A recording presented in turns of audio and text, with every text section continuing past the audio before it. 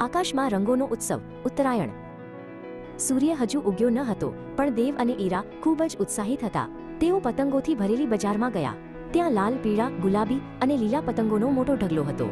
દેવે એક મોટો સિંહ જેવો પતંગ પસંદ કર્યો.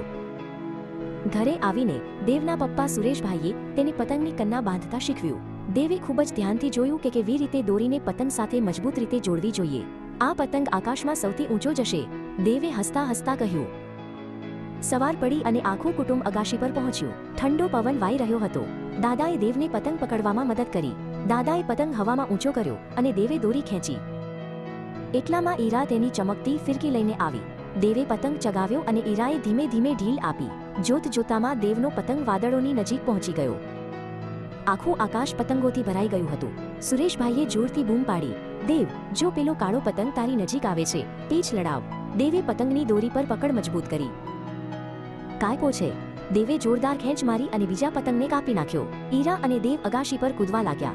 આજુબાજુના ઘરોમાંથી પણ સંગીત અને બૂમોના અવાજ આવતા હતા. બપોર થઈ ત્યારે મમ્મી મીરાબહેન ગરમાગરમ જમવાનું લઈને અગાશી પર આવ્યા. તેમણે સ્ટીલના મોટા થાળમાં સુગંધિત ઊંધિયું અને કેસરી જલેબી પીરસી હતી. પપ્પા અને દાદાએ પતંગ મૂકીને થાળીમાં જમવાનો આનંદ માણ્યો. ગરમાગરમ જલેબી ખાતા ખાતા દાદાએ તેમના જમાનાની પતંગબાજીની વાતો કરી. બધા ખૂબ જ હસ્યા.